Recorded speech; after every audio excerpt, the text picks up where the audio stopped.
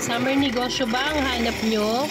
Ito po ay mais con yelo using creamy milk. Tara, umpisa na natin. Gagamit po tayo ng whole corn. Ito po ay 10 ounce cup. Bawat cup po, maglalagay tayo ng 2 tablespoon. Pwede po bang maglambing? Paki-comment naman po kung saan ang inyong location para malaman ko po kung saan umaabot ang ating mga videos.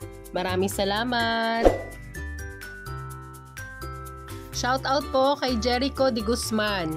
Siya po ang nag-request ng bidyong ito. Maraming salamat! Sa isang lata po ng whole corn, ang magagamit po natin ay 8 baso ng 10 ounce cup.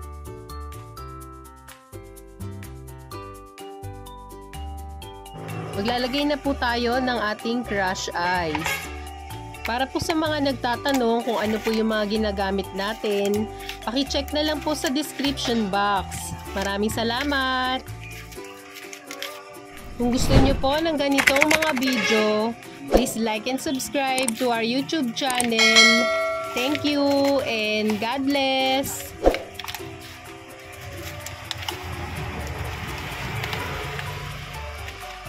Uy.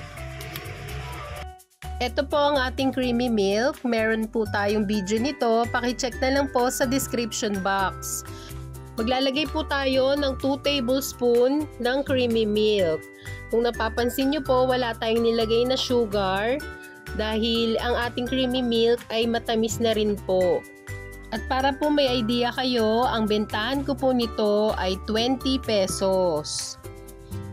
Pero depende pa rin po ito sa inyong puhunan.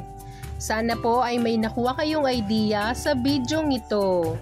Please like and subscribe to our YouTube channel. Thank you and God bless!